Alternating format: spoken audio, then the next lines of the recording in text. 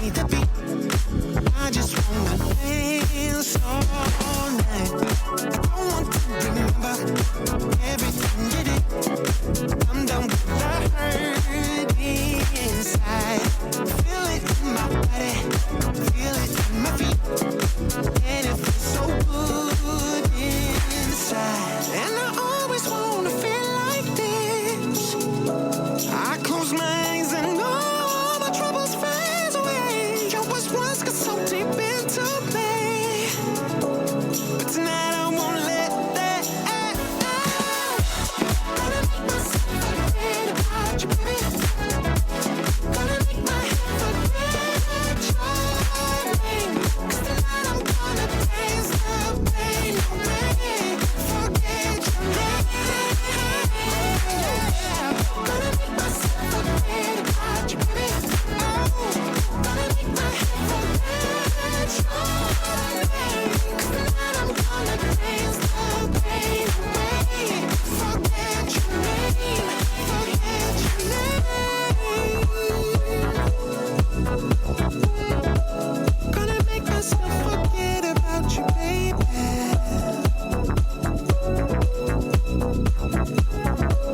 Gonna make my head forget about your name, yeah, yeah.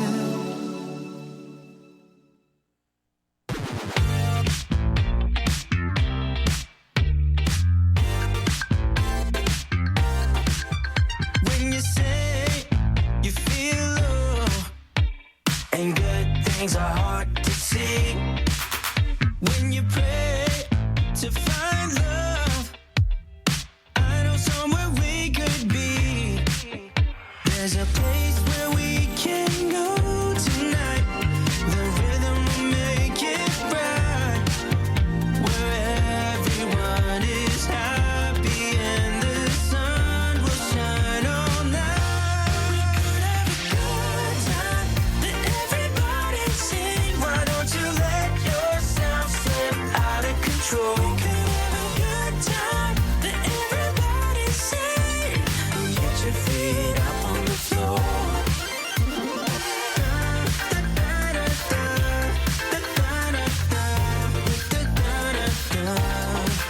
So when the world feels dark and friends seem hard to find, you know how to light a spark, just to let your worries unwind.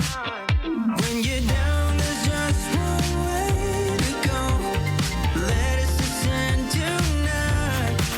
Everyone could be so happy and the sun will shine all night. We could have a good time, let everybody sing. Why don't you let yourself slip out of control? We could have a good time, let everybody sing. Get your feet up on the floor.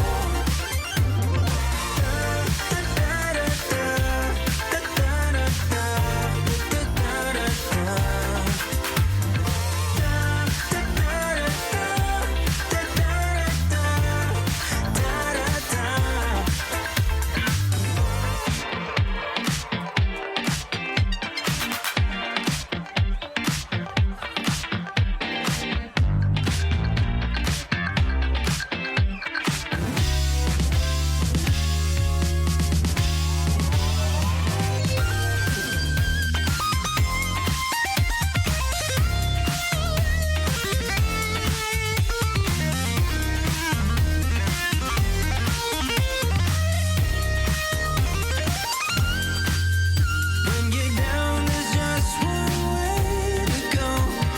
Let us ascend tonight.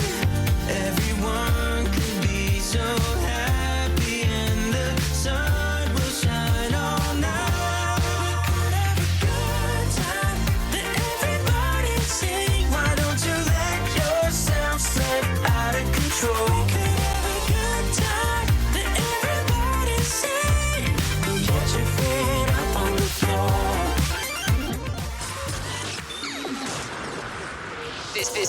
This show is brought to you by Safety FM. The following program is rated MA-LSV. It contains strong language, sexual situations, and violence. It is intended only for mature audiences. Finally, show with the balls to call it like it is. Rated R Safety Show on Safety FM. Countdown to audio torture. The Rated R Safety Show starts in 3, 2, 1. Let the eardrum pain begin. Forget the corporate bullshit. This is the Rated R Safety Show with your host, Dr. It doesn't matter who the host is.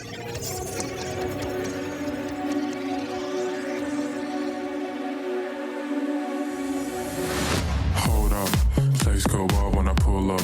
They all on me like it wants some. Think I got what you need, well I have none.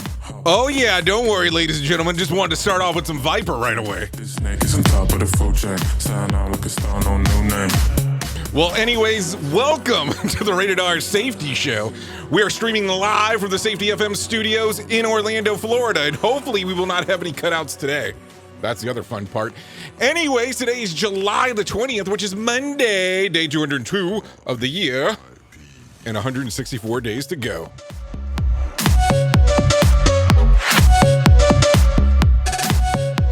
Okay, so let me calm it down real quick with a little bit of Viper before I move forward here. Anyway, so like I said, we're streaming live from the Safety FM studios. Wanted to start off with a little bit of music, starting off right away. So, as you are aware, we had a total cluster F on Friday. For some reason, our stream would not stay streaming. So we got cut off a couple of times. So here's the interesting twist to the whole thing. Because we went down a couple of times and then we had to repost the whole video.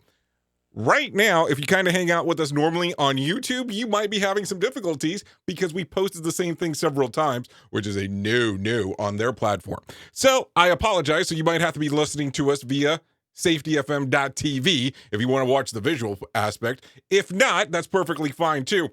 Like I've always said, we are a radio show first, followed by being a podcast, and then whatever the hell this video thing is, which we're doing now. But anyways, thank you for coming back in, especially after our cluster from a few days ago, because that was definitely a cluster. So as we are moving forward right now and getting this rolling and bowling and going, you know, it never hurts to do some things differently with some more Viper.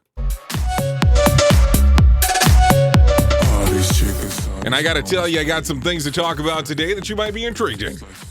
Don't know why you might be intrigued, but then again, why wouldn't you be? You know, when my show becomes show notes for other people to talk about, maybe I do have some things to talk about. You know, that's how that goes. Anyways. Controversy creates cash. Anyways, let's get you rolling right away with some feature story news, because that's part of the reason that you're here. At least that's what part of the reason that I think you're here. So let's get that going. Here is the news on the Rated R Safety Show. In some cases.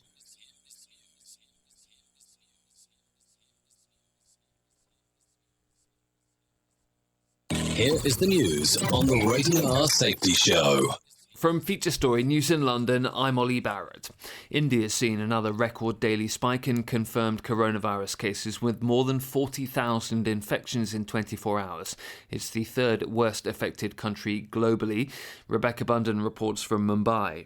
The number of infections recorded in a day in India has exceeded 40,000 cases for the first time. India's total numbers stand at more than 1 million confirmed infections. This comes after India has eased its nationwide lockdown in recent weeks to try to revive its economy, while the country has also increased its testing. Some states have imposed new partial lockdowns this month in an effort to reduce the spread of the virus. Rebecca Bunden, Mumbai. Hong Kong stepped up its fight to contain the spread of coronavirus after a record number of cases at the weekend. From Hong Kong, Richard Kimber. It is now mandatory to wear a face mask in all indoor public places, and civil servants have been ordered to work from home this week.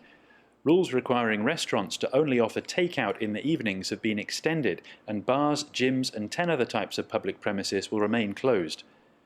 The government is building 2,000 more quarantine units, and one of the city's largest convention centres is being converted to house COVID patients who are in a stable condition and elderly residents in the event of further outbreaks at care homes. The new measures come after a record daily high of 108 cases was confirmed on Saturday, with 10,000 people now being tested each day. The Chief Executive, Carrie Lam, has described the situation as very severe and that there are no signs of it getting under control. Richard Kimber in Hong Kong. The UK is set to suspend its extradition treaty with Hong Kong over China's new security law for the territory. It's the latest escalation as ties worsen between London and Beijing. China says the UK should not meddle in its internal affairs. The UK says the security law enacted by Beijing breaks its commitments to Hong Kong. Education Secretary Gavin Williamson says the UK has a number of concerns about China. What we're doing is we're working right across government to ensure that our concerns about human rights are properly voiced to the Chinese government. The Foreign Secretary will be making a statement later on today. He's been very clear in his language about the unacceptable approach that China's having towards the Uyghur population. We've also been clear as to our approach in Hong Kong by making sure that people who hold BNO passports in Hong Kong have route to British citizenship. EU talks on a €750 billion coronavirus recovery fund have stretched into an unplanned fourth day with no agreement yet. Leaders remain divided over how much of the package should be made up of loans rather than grants and on a governance mechanism for the funding. This is now the longest EU summit since the Nice meeting of the year 2000. That lasted 5 days. From bureaus worldwide, this is FSN. With FSN Spotlight, I'm Simon Marks. Russia's ambassador to Britain gave a TV interview on Sunday denying the country was responsible for attempts to hack into the computer systems of laboratories researching a possible vaccine for COVID-19. Ambassador Andrei Kalin told the BBC, "I don't believe this story at all," claiming it made no sense. But the intelligence services of the US, Britain and Canada insist a group of Russian hackers linked to the Kremlin is responsible. Brian Lord is the former Deputy Director for Intelligence and Cyber Operations at the British government's spy agency, GCHQ. This group has been active over the last 10 years. It's been established by a number of Western intelligence agencies. This is Russian intelligence. I think the purpose of the agencies themselves, of three nations to come out at the same time, is one, to start detracting from this kind of bilateral Russian-UK tit-for-tat type allegations. It provides a lot more validation of the certainty. And intelligence agencies do not routinely come out with that level of firm attribution unless they're pretty sure.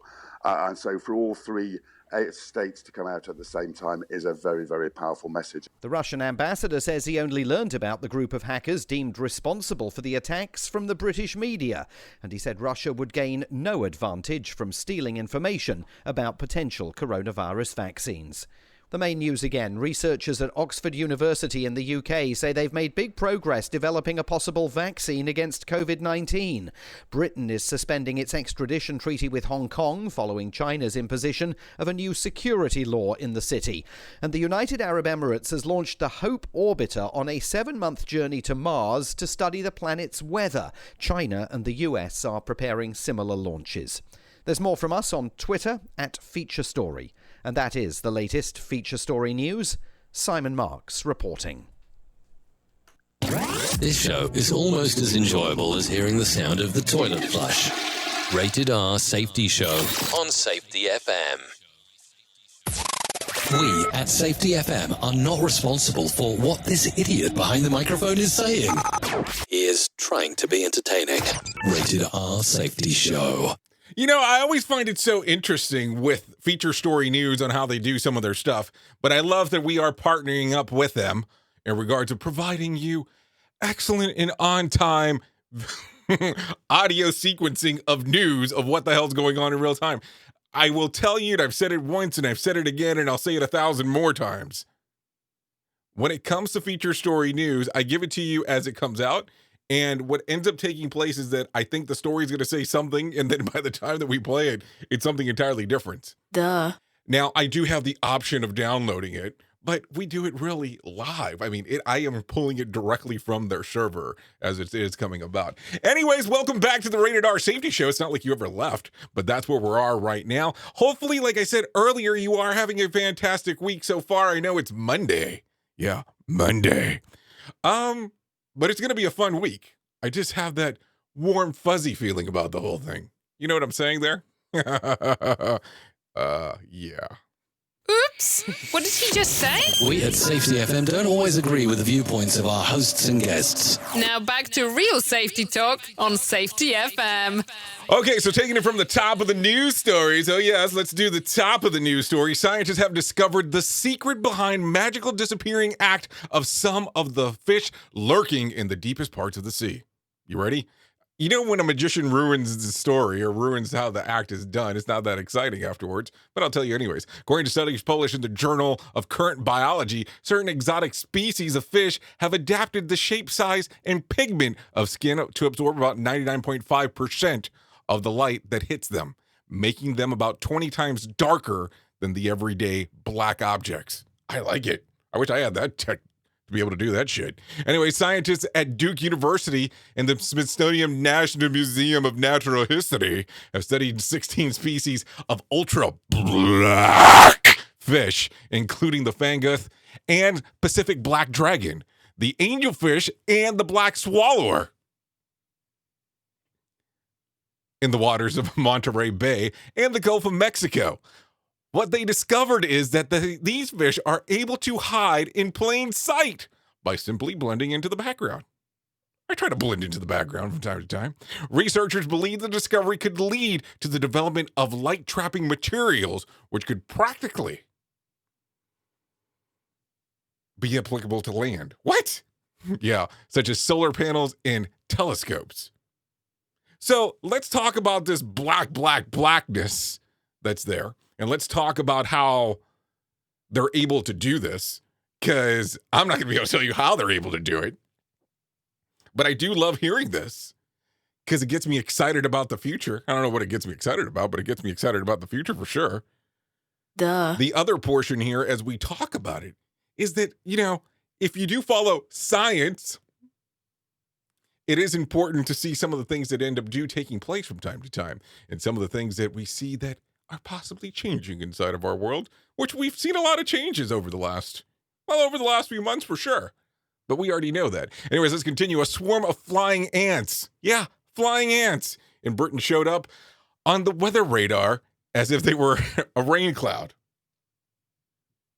Yeah, the UK Weather Service tweeted over the weekend that radar picked up about 50-mile wide mass covering London and southeast England. The swarm reportedly appeared each year on the day that Britons call Flying Ant Day, when young queen ants, followed by males, leave their nest to breed and start new colonies. As annoying as it can be, the Royal Society of Biology states that the bugs are harmless. Flying ants. You know, I have been places where there's flying cockroaches. Now, flying ants would be something of interest for sure. Something to take a look at as we do move forward. What do you think? What are you thinking about there as you hear the flying ant story? Are you intrigued by the flying ants, or you could give two shits about it? I don't know. I'm just asking you. We're kind of just hanging out, doing some things here, man. And gal, as we do these things daily here on the Rated R Safety Show. You are listening to something magical. You're listening to the Rated R Safety Show. Okay, take a listen to this one. Colombian cartels are executing those who break coronavirus lockdown. Yeah, I did say the cartels are doing this. Did you hear that? The cartels, yeah. Armed groups have implemented their own system of justice. Yeah, give it some justice. And quarantine in regions where infection rates are out of control. According to the campaign of Human Rights Watch, HRW, that's HRW.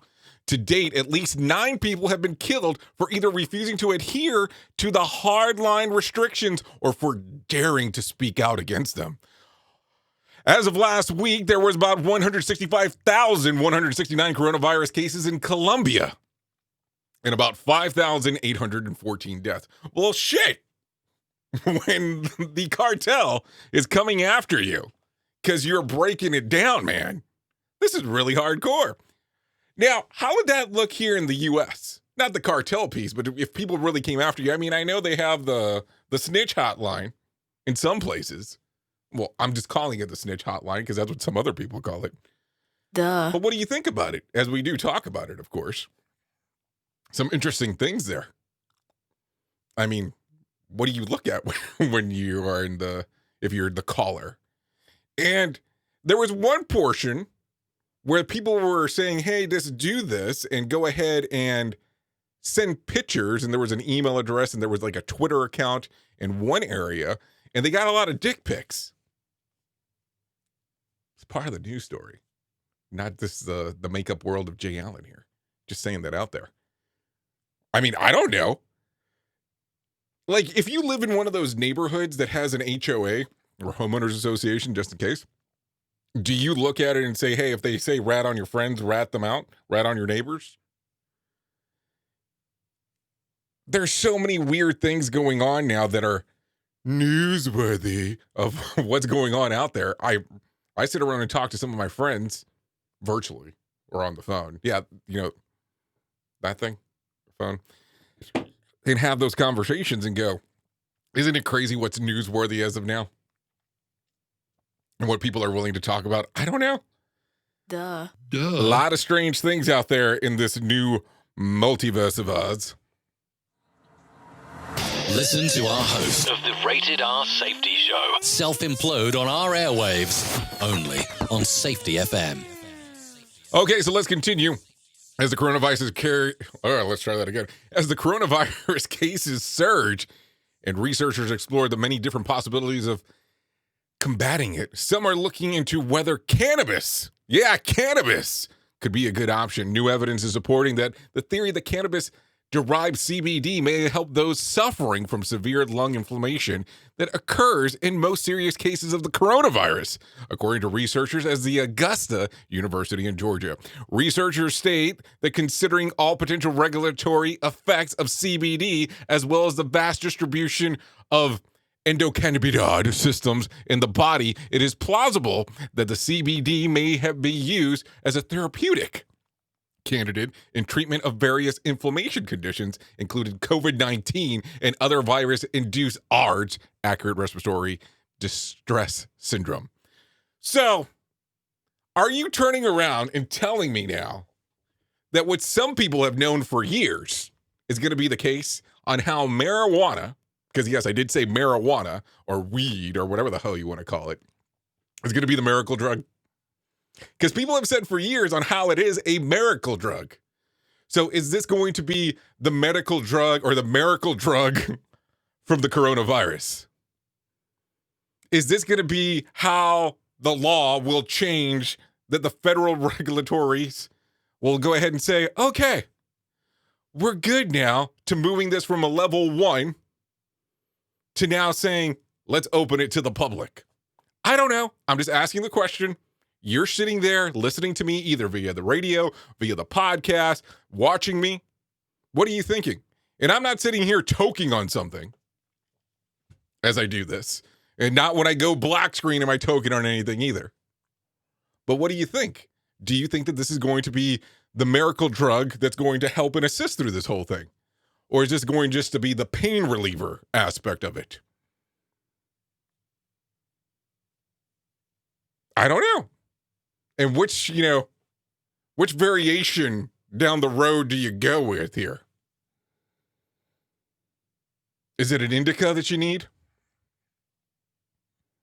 Someone needs to be able to answer that because they'll know better than I do. That's for sure. Anyways, let's see.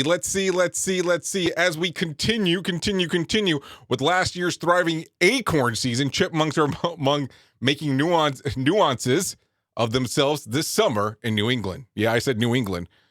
Plentiful acorns last fall meant that there was an endless amount of food on the ground when chipmunks emerged from the winter and got busy breeding in the spring. According to the Maine Department of Inland Fishery and Wildlife, in addition to the chipmunks, New Englanders are seeing more squirrels, rabbits, mice running around, but according to experts, there is no need for an alarm. The small mammal populations tend to explode, then crash and burn.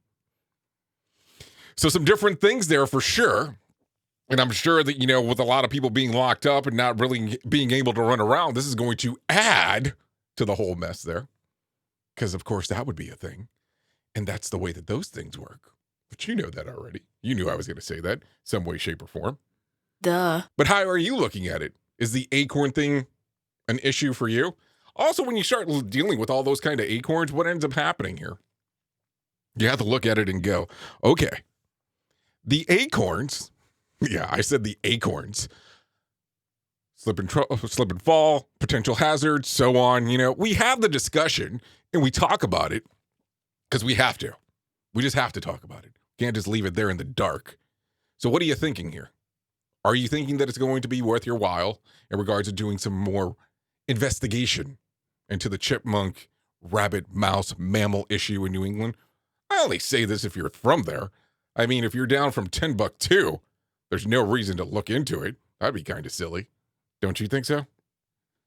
Oops! What did he just say? We at Safety FM don't always agree with the viewpoints of our hosts and guests. Now back to real safety talk on Safety FM. You are listening to a radio god. What? This has to be an error. That host is not a radio god. Anyways, this is the Rated R Safety Show on Safety FM. So I don't understand some of these stories, but we have to share them anyways. A former Miss Kentucky has been sentenced to 2 years in West Virginia prison after admitting exchanging explicit photos with a teenager. Yeah, Miss Kentucky. Ramsey Beth Ann Bursch, 29, was also sentenced to 10 years for supervised release and must register as a lifetime sex offender. Bierce was arrested in 2018 after admitting to the police that she sent 4 topless photos via Snapchat to a 15-year-old former student. The boy's parent found the photos on his phone and sent them to the police. She claims the photos were meant for her husband. Bears won the title of Miss Kentucky back in 2014. Okay, let's talk about this, kids. I get so confused. You're 29 years of age, and all of a sudden, you're sending some nudes, some nakeds, you know, some of those extreme photos, and they're topless photos, to a 15-year-old. And we can have the whole conversation of, oh, you don't understand what this means now. You're an older generation and what's nude pics mean and blah, blah, blah. I've had those conversations in the past. But you're an adult sending nude pictures to a kid. What do you think's going to happen? And what are you thinking? Like, legitimately, what are you thinking as you're doing this? Like, at the end of the day, what were you going to accomplish? Now, this mix-up that you state that allegedly occurred was because you meant to send them to your husband? Now, of course, with the 15-year-old being underage, we cannot discuss names. So my question becomes this. Were your husband's name and the child's name so similar that that's where the mix-up occurred? Not once, not twice, not 3 times, but 4 times. Did all 4 pictures come out at the same time? And then, how did the parents find it? Because that becomes a whole other subject of conversation as well. How do you look at this at parents looking at kids' phones? Do you agree with the concept? Do you disagree with the concept? How old do you think your child should be that you can continue to look at their phone? Or do you think that you should have some kind of app that kind of verifies the things that happen on the phone? I'm asking you. Everybody has an opinion on it. Some people will say one thing, some people will say another, and I just have the question because that's what happens from time to time. I mean, I totally disagree with what occurred in regards of the female Miss Kentucky sending out these to a child. Period. No way, shape, or form about it. That there's no other conversation to have here besides that. Oops! What did he just say? We at Safety FM don't always agree with the viewpoints of our hosts and guests. Now back to real safety talk on Safety FM. Safety never sounded so terrible. Rated R Safety Show. Okay, so let's go real quick. A Labrador retriever named Cleo missed her old home so much that she decided to take a 60-mile trek to go visit. The 4-year-old pup walked from her new home in Olathe, Kansas, to her old home in Lawson, Missouri, where she hasn't lived in for almost 2 years. The pooch startled the new homeowners when she found her laying on the front porch. After scanning Cleo's microchip, connecting the dots, the current homeowners contacted the previous owners to let them know that their dog was there. So my question was number one, does the current homeowner in Missouri have a scanner? That's the question number one. Question number two, how in the hell does a dog go 60 miles down the road? Well, that's a long walk. And how long are we talking? I mean, did the original owners not realize that the dog was missing? I know, it's dog talk all of a sudden. These things happen. We talk about what's in the news. That's in the news. Is it a newsworthy story? No, but it's a hell of an interesting story. 60 miles down the road. You know, killing it there. Killing it down the roadways. Anyways, China has moved a rocket into position in preparation to launch a rover into Mars. The mission is one of 3 missions to the Red Planet. Talk about total recall here. Okay, with other 2 being from the U.S. and the United Arab Emirates. The rocket is due to blast off from Wenchang Space Launch Center in the southern island province of Henan in late July or early August, according to the China National Space Administration. A similar launch date is set for the U.S. car-sized 6-wheeled rover named Perseverance. Meanwhile, the UAE spaceship named Amal, which stands for Hope, launched from Japan yesterday. The goal is for the trio of mission is to seek signs of ancient microscopic life while scouting out Mars for future astronauts. And I really think that the other aspect of it is that people are trying to figure out how the hell they're going to leave this planet and go into another one. But that's my personal opinion there. Not fact-based, just in case. But who knows? I mean, who knows what some of the other portions there are? I mean, I have to tell you, I have been so intrigued by Space Force, and I'm not talking about the TV show, as of late, and taking a look in some of the deep dives that are potentially there. And I don't know if you've taken a look at the new space center that they want to build, meaning the government, the DOD has approved. If you haven't, you should probably take a look online. Very worthwhile to take a look at. But for sure, it's interesting seeing some of these things that are changing now in our current world and current situation. Anyway, tens of thousands gathered Saturday to protest the arrest of Russian Governor Sergei Furgal in an 8th consecutive day of anti-Putin unrest. Sergei was arrested earlier this month for allegedly helping plot the murders of 2 businessmen in the attempt to murder of a third 15 years ago. Protesters believe the charges are politically motivated as Sergei beat a Putin-backed candidate for governorship back in 2018. Protesters are also rallying against the referendum from earlier this month that allows Putin to stay in power for up to the next 16 years. Yeah, 16 years. This is according to the Wall Street Journal. Politics. So what do you think? What's your thoughts? Thoughts there? Because that's for sure. That's something to think about.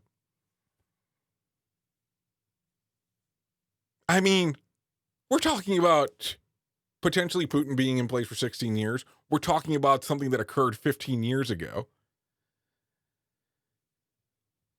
And remember, it's alleged. So how much proof do they have? And are we this hardcore that if somebody actually beat somebody that was related to you, and I'm going to say related to you, is it really that big of an issue to move forward with? Something to think about as we do move forward here. So, what do you think? Interesting aspect. Love the answer. Anyways, let's continue. A rock discovered more than 30 years ago in the Garden of Blauberdon in Germany has been confirmed as the largest stone meteorite ever found in the country. The space rock, weighing about 66 pounds, was dug up in 1989 by a homeowner who was digging a cable trench on his property. It measures about 11 inches and 9.8 inches by 7.9 inches. That's a lot of inches there. As for why it took so long for the confirmation, the homeowner had the unique piece in his garden for the past 31 years. So do you think he had some kind of superpowers, meteorite man? I don't know. I mean, this is sitting there for such a long period of time. What are you looking at? What do you take a look at and go, okay, cool. I love the design. I don't love the design. And then we kind of move forward and go from there. Think about it real quick, because there's a lot to think about as we do move here. So let's talk about this, because I think we should do this right now. Right now, let's see. We're going to take, let's see. We will take caller number 5 for a t-shirt prize pack. 1-866-930-SFM1. Want to see you there.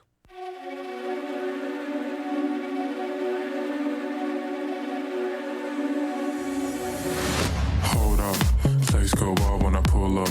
They all on me like it wants some. Think I got what you need, well I have none. Hop off, you're a freak and I'm handsome. Slide up in the club like 2 chains. This snake is on top of the food chain. Stand out like a star, no new name. All these words in my DMs, no message back. I just see them, I get them hooked and I reel it down, throw them back when it comes in. I'm a snake on this lane, I'm speeding my poison. I'm trying to land with that homie, no pain, we dripping in venom, so baby. I'm a V-I-P-E.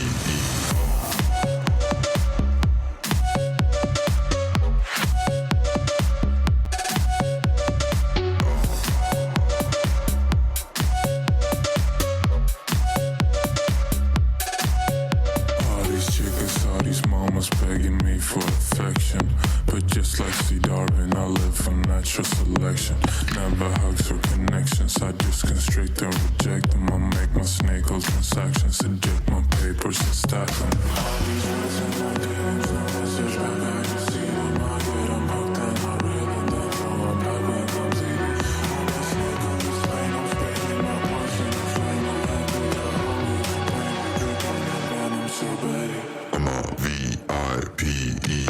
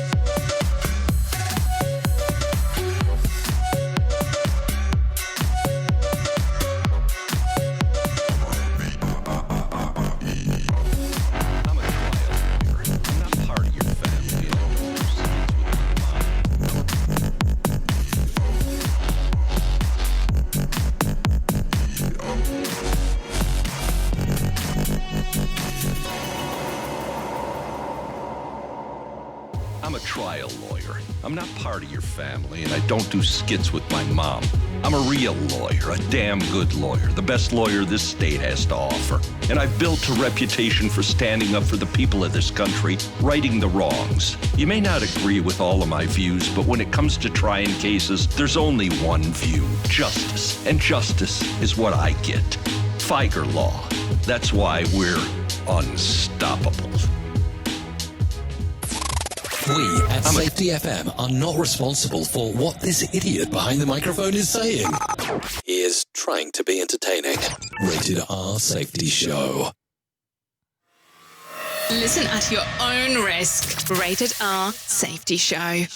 Well, let's get it back into the news, and you know that that's important because we need to get this rolling and bowling and getting all that stuff. So let's get you into our main story for today.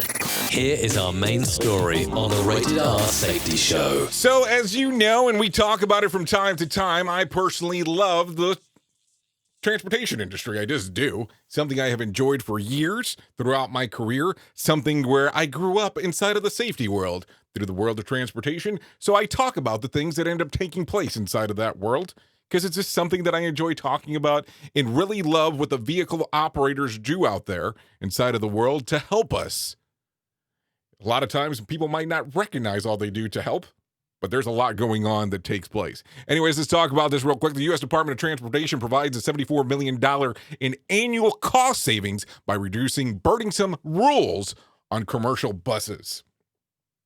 So what does that mean? So let's talk about it. Last week, midweek, the U.S. Department of Transportation Federal Motor Carriers Safety Administration, also known as the FMCSA, announced that it has published a final rule to reduce the regulatory cost by $74 million per year by removing an information collection burden for for commercial buses and other passenger carrying motor coaches. This measure will strengthen the industry without adversely impacting safety on the national roadways. Don't know if you've seen this one, but this is definitely on the FMCSA website. This rule will remove outdated and overly burdensome reporting requirements on commercial buses that don't contribute to improving safety, said the U.S. Transportation Secretary Elaine Chao. As part of the agency's ongoing effort to review existing regulations and evaluate their continued necessities and effectiveness, the FMCSA is rescinding the requirement that drivers of commercial buses submit and their motor carriers retain driver vehicle inspection reports, also known as DVIRs, when the driver has neither found nor been made aware of any vehicle defects or deficiencies. So we are talking about pre- and post-checks. If you're inside of that industry, you know exactly what I'm talking about, as I do make a reference to this, because it is something that's kind of crucial inside of there. But if you're not familiar with this, what normally takes place is at the beginning of a vehicle being operated, the vehicle operator has to take a look at the vehicle and determine if there's anything wrong with it. They go around the vehicle, check some different things that are normally continued into a list. So let's continue. This is straightforward rule is reflective of the agency's and department's approach to reducing unneeded regulatory costs while ensuring safety. Eliminating regulatory burdens and saving commercial drivers valuable time is helpful to support the commercial bus industry. Especially during our nation's economic recovery, the bus industry plays a critical role in connecting our nation's people and communities. This is a common sense rule. Changing will make a difference for commercial bus companies around the country, said the FMCSA Deputy Jim Mullen. Current regulations require the commercial bus drivers submit DVIRs even if there are no defects found to report. The new rule will eliminate the need for a driver to file and a motor carrier to maintain a no-defect DVIR. The agency estimates that passenger carrying commercial motor vehicles drivers spend approximately 2.4 million hours each year completing no defect DVIRs, and the rule would result in a cost savings of $74 million per year, according to the industry. The FMCSA has focused on reducing regulatory burdens without impacting safety. In May, the agency published a final rule on hours of service regulations that will save the motor vehicle carrier industry an estimated $273 million per year. Additionally, on March 2019, the agency authored a final rule streamlining the process of reducing costs to upgrade from a Class B to a Class A commercial driver's license, also known as a CDL. The deregulatory action that will save eligible driver trainees and motor carriers about $18 million annually. So don't get me wrong. I think, paperwork is paperwork and these things happen. If anything that can be saved is great to help out the motor vehicle operator. Now, depending on what kind of vehicle you drive and talking to people in the industry, they say the average pre and post check takes about 15 to 30 minutes, depending on the vehicle. Now, I will tell you, me being inside of this industry for a long period of time, I used to have guys that would tell me that they could pull it off in 4 minutes. You have to do these ear checks, build up and the air brake system. You got to check the oil and do all these other kind of things that sometimes I just had a hard time believing some of the time frame. And of course, if there was nothing wrong, they had to do a piece of paper or a digital log that referenced that there was nothing wrong with the vehicle, which frustrated some people. My concern with this, as it comes about, I think it's good and bad. And, you know, the common sense approach thing, I have a hard time when I hear that, because now that I don't have any common sense, but I take a look at it and I go, if we're taking a common sense approach, maybe we have to take a look at this slightly differently. And why do I say that? Because let's just be real. Sometimes what ends up taking place is that people want to cut corners. And I'm not saying that that's the case inside of this, but it does happen from time to time. So what is going to encourage me to check and do a pre-check or a post-check if there's nothing that's verifying the paperwork, if there's nothing that needs to be on file? I'm just asking the question. Now, you, as the listener, what do you think here? Do you think that it's worth its while for this taking place? Or do you take a look at it and go, nope, there is no value to this whole conversation for me, so I don't really give a crap, so let's just move forward? You can look at it either way, and it's perfectly fine. But it is a conversation piece, for sure, because this puts a change inside of the industry as we move forward with that. But also at the same time, too, it is saving money for the motor carriers. Now, keep in mind that we're talking about commercial bus operators. Commercial bus operators is what we're talking about here. We're not talking about people that are moving freight across the country. We're talking about people that move people.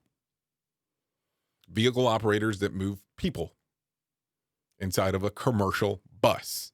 So something to think about as we do bring this forward. And what kind of impact do you think that this will have when it comes to the vehicle operator and the passenger? Are we going to see these things collide in the long run? Or is there enough safeguards in place that everything should be fine? Something to think about. Definitely want you to look at that as we speak. We are now video streaming the Rated R Safety Show. I don't know why our host has a face for radio. Rated R Safety Show. So some unfortunate news over the weekend, we're back to one of those scenarios that I'm not sure how to discuss some of this, but let's talk about it. John Lewis, Democratic, out of Georgia, has died. The civil rights activist passed away on Friday after a battle with pancreatic cancer. Lewis first entered the office in 1981 as a member of the Atlantic City Council and then became the chairman of the House Ways and Means Committee Oversight Subpanel that was later appointed to Senior Chief Deputy Whip. One of his notable achievements was introducing a bill that established National Museum of African American History and Culture, which President George W. Bush signed into law back in 2003. He was also awarded the Presidential Medal of Freedom from President Barack Obama back in 2011. Lewis was 80 at the time of his passing.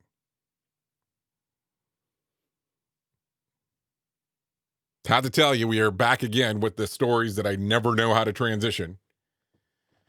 My sarcasm is so high sometimes that I don't know what to say, and I don't want to say something inappropriate. Definitely our thoughts and prayers are with the Lewis family. Anyways, let's continue down the path here. Justin Timberlake and Jessica Biel welcomed their second child this week after managing to keep her pregnancy a total secret. The famous duo, who hasn't been publicly photographed since March, avoided posting any full-length snaps of Biel on social media during the past few months. A friend confirmed to the Daily Mail that a little boy was born last week. No other details were shared. They have another child who's 5. So good for them. Good for them.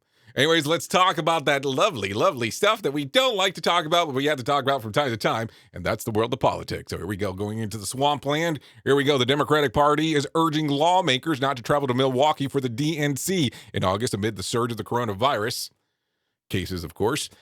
The party sent an email out last week that it had come into a hard decision that members of Congress should not plan to travel to Milwaukee, and the caucus and council meetings will take place virtually. Convention delegates were also told they shouldn't plan to travel to Milwaukee, and they would receive instructions on a later date on how to securely cast their ballots from home. The Republican Party is also scaling down its convention in Jacksonville, Florida, in August due to concerns of the coronavirus. So we keep on seeing a lot of things here that are changing because of COVID-19. COVID-19! But we kind of knew that this was going to take place with everything going on. Anyways, in a painful gaffe, Senator Marco Rubio tweeted a tribute to the late John Lewis, along with a photo of himself with the late Elijah Cummings. The New York Times reporter commented on the mistake, and minutes later, the post was removed. Rubio later tweeted a correction along with a video of himself and Lewis at the Martin Luther King Day event in 2017. They were frequently confused for one another during the 12 terms that they had served together in the House. Cummings passed away back in 2019. Well, I have to tell you, that's a pretty, I understand that people get, mixed up from time to time, but that's a pretty bad mistake, especially being a public figure like Marco Rubio. Error is normal, don't get me wrong, when it comes to a lot of this stuff, but man, oh man, I'm sure that people were eating him alive on Twitter, because, that's what the kind of world that we go into, so. And no, let's not hear anything about rookie mistakes, because that's going to be the next thing that pops up. Anyways, let's continue. No winner for Friday night's Mega Million drawing. Tuesday's drawing will be for a $113 million jackpot, or a $90.9 million cash payout. No winner for Saturday night's Powerball drawing. Wednesday's drawing will be for a $106 million jackpot, or an $86 million cash payout. So that will be pretty interesting if that's something that you're interested in doing. Also, let's talk about it real quick. As you might be amazed, another week with no box office information. I'm starting to see a pattern here. We just kind of knew that this was what was going to take place. Now, what I have noticed, there are different places throughout the country that are opening movie theaters back up. And, that's a matter of opinion if you think that you should go or not. I have a friend that was at the movie theater over the weekend in a different part of the country, not in Florida, even though I know a lot of strange things happen here. The options at the movie theater: Jurassic Park, Bohemian Rhapsody, Jaws 1, Jaws 2, and those were the options. Supposedly about a total of 3 people in a 300-person movie theater inside of the whole thing. Which I look at it and I go, that's pretty interesting on how that works. Because it's like, what are you even going for? Number one, because most of those movies you can watch on Netflix, or you can watch them at home or on an on-demand service. But also, why are movie theaters even opening for those movies? Something to think about as we talk about it, of course. A lot of information there as we talk about this going and moving forward with it, of course. Excuse me. So let's talk about this real quick.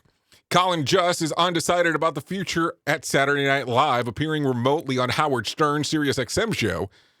Joust couldn't give a definite answer about whether he plans to leave the sketch comedy series after the upcoming season. The comedian, who joined back in 2005 as a writer, said that he understands the risk of leaving the show, but also that being locked down has showed him how much of the job is just proximity.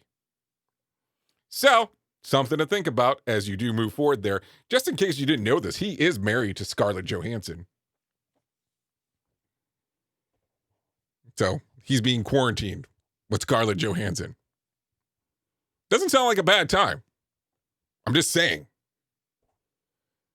I might rethink some of my career's ambitions as well. Just throwing that out there. Anyways, let's talk about this. Tori Spelling had funds drained from her bank account to cover the debt to American Express. According to U.S. Weekly, the transaction was a result of a court order executed by the L.A. County Sheriff's Department in March. Before the withdrawal, Spelling owed about $88,731.25. It is unclear what she now owes. So that drains an account for sure. I mean, if you don't have the money, you probably shouldn't spend it. But then again, a lot of people are spending money that they don't have currently at this particular moment. By the way, before we start going too far here about money that people don't have, and things that are changing when it comes to the whole money world.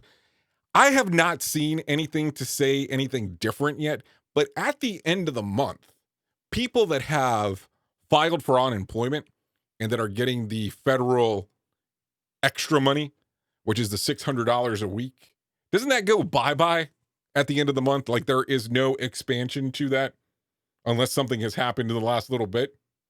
So I keep on wondering what's going to happen here. Because as we are starting to see, a lot of people are not out of this.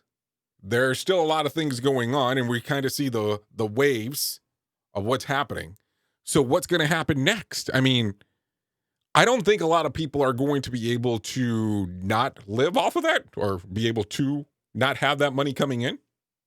So how is that going to work? Does anybody have any good ideas or clues on what's going to happen? Because do you think that this needs to still be established? There was rumor circulating as of last week that the government might push some more money out, but that it would be at a lower amount. So I'm not sure what will happen there. And what is considered a livable wage? Because some people were complaining about, hey, that the money was too high and that people were being encouraged to stay at home and not work. And then there was the other side that said, horseshit, that's not the case. That's not even a livable wage, only with the $600. So I don't know. Something to think about. I will tell you there's some other states that are doing some things pretty interesting right now that are trying to give mortgage and renters relief to citizens who are having a hard time during coronavirus. But what I thought was interesting is I did the research in going through all of this, that they are restricting based on the amount of money that you made in your taxes the previous year, which makes it a very interesting world because, of course, I'm not saying, hey, boom, look at it and say, okay, they don't deserve this, they deserve this. It's very weird on how things are looked at sometimes. Some people consider it classy if you get money from the government and you're a business. But then you're looked at as a piece of crap if you get money from the government and it's considered assistance. Such a weird world sometimes with some of the things that take place there. And yeah, we can go off the offset here of what the hell does this have to do with anything? The thing that it has to do with is, number one, I know a lot of safety professionals that are currently not working. Number two, if this money goes bye-bye, we can say to some extent, this is not going to be the same amount of money that they were making before they actually got furloughed, laid off, whatever you want to call it, fired. So now if you take away the $600 and they're in a state that only gives them a percentage of what they were making, which is the majority of the states, how are they going to be able to survive? And running up credit card debt to make you livable is not going to put you in a better financial place. I just look at it and I know that earlier in the month, Freddie Mac and Fannie Mae started doing the things where they were going to be helping people that had a federally backed, which would be the people that are there, federally backed mortgages and assist with some of the CARES Act stuff with what's going on. So many different things going on that I'm not even sure what we're going to do next. And anything else would be just a guess. But you know that. And I know that as well, too. Anyways, let's continue real quick. Going down the path, Ellen DeGeneres' empire is rapidly descending as rumors continue to leak that the toxic workplace culture with 10 former staff members recently coming forward claiming to be victims of bullying and racism. Interesting. Eric Schaefer, chairman of Reputation Management Consultants, called the latest allegations of celebrity brand suicide, exclaiming that authenticity is king in the celebrity brands that these continue to leak are lacerations of her credibilities. Show execs try to clear the air by taking the blame off of DeGeneres and putting it solely on them, which Schaefer said this is an example of talk show hosts not taking responsibility. Well, oh shit, dude. I don't know. I don't watch her show. I think I watched, like I said before, I've watched her on American Idol many moons ago. I know she dances. And I know she does like the scare thing every once in a while, but that's all I've seen. And I think that's kind of just been highlights. Anyways, let's continue. Twitter has removed a video President Trump retweeted featuring Linkin Park's song In the End. The move comes after the band shared their contempt for Trump, saying they do not endorse the president, nor authorize his organization to use their music. A cease and desist has been issued. The original tweet was from an account of Dan Scavanci. Yeah, I can't even say the name. The White House media director. So interesting to see. Anyways, Miss Maxwell believes that her former friend Jeffrey Epstein was murdered and fears that she will face the same unfortunate end. The unnamed source told The Sun that everyone's view, including Miss Maxwell, is that Epstein was murdered. She received death threats before she was arrested, as previously reported, but as a judge denied the madam bail last week. So hold on. A lot of people didn't even know where the hell this lady was. So how the hell was she getting death threats? Like, did she have a call me up cell phone type thing and let's get some threats there? I don't know. Let's talking about it. I feel like we're going to run long because I still got some more news stories. But hey, you want to know something? This is what happens when you own the station. That's a shitty thing to say. But if we have to go over, we have to go over today. I apologize. Not my intention. I'll try to speed it up a little bit. Anyways, Nick Cannon's new talk show has been pushed back a year as he educates himself following the anti-Semitic and racist comments he made on YouTube show Cannon's Class. Dembar Mercury, the producers and distributors of the show, announced on Friday that Cannon's self-titled talk show will not debut this year, as he takes the time to meet with the leaders of the Jewish community and they hear the views of their distribution partners. The company is hoping to move forward to move the show forward next fall. I don't know. I feel like this is going to be similar to what happened with Kramer from Seinfeld. I think that it's going to go down that path. I don't mean that in a bad way. I just mean that I think that we're going to see some similarities here. You know, when you have a public platform, you have to be so careful about some of the things that you say and do. It's just kind of crazy on how it works out from time to time. Anyways, Prince Andrew was nowhere to be found or seen at his daughter's wedding on Friday. Isn't that crazy? While the Queen Elizabeth II and Prince Philip were at the social distance nuptials of the princess, Bea's dad was noticeably absent. No one addressed the topic, but it is assumed that he was asked not to attend over the investigation into his relationship with convicted pedophile Jeffrey Epstein. We kind of knew that was going to be the case. Anyways, let's talk about this. Washington NFL team owner Dan Snyder has vowed to revamp the team's workplace culture after 15 former female employees accused the team execs of sexual harassment and verbal abuse. While many accused are members of Snyder's inner circle, he himself was not accused of any misconduct. He also was, however, blamed for understaffing the franchise human resource department and condoning sophomore culture, as they feel contributed to how executives treat employees. Well, something to think about for sure as we move forward. Anyways, let's talk about this real quick. On this day, The Bob and Brian Show debuts in 1987 in Milwaukee, Wisconsin on Laser 103 WLZR. Just in case if you're into the radio stuff. And in 2012, 12 people are killed and injured at the movie theater in Aurora, Colorado, after a gunman, James Holmes, opened fire at a showing of The Dark Knight Rises. The incident marked the deadliest shooting in Colorado history since the Columbine School massacre back in 1999. Something to think about there, for sure, as we do move forward here. Oops! What did he just say? We at Safety FM don't always agree with the viewpoints of our hosts and guests. Now back to real safety talk on Safety FM. Okay, a couple different things real quick just to bring up. Today is Adam Rose's birthday. He turns 41. Ray Allen, former basketball player, turns 45. Terry Irwin, zoo owner and wife of the late Steve Irwin, turns 56. Carlos Santana turns 73 today. Anyways, let's talk about the days of the year that you can celebrate today. Yeah, we're definitely going to go over. I'll make this quick. Global Hug Your Kids Day. International Chess Day, the game, chess, just in case. Moon Day, Nap Day, National Ugly Truck Contest Day, National Fortune Cookie Day, National Lollipop Day, National Get Out of the Doghouse Day, Space Exploration Day, and World Jump Day. Are you going to jump the world? I mean, what the hell does that even mean? Can someone tell me? Please tell me now. Anyways, real quick, as we talk about it every single time, I'll talk about it one more time today. If you are having any thoughts of any suicidal thoughts or suffering from depression, there's a number that you can call for them to be able to assist you.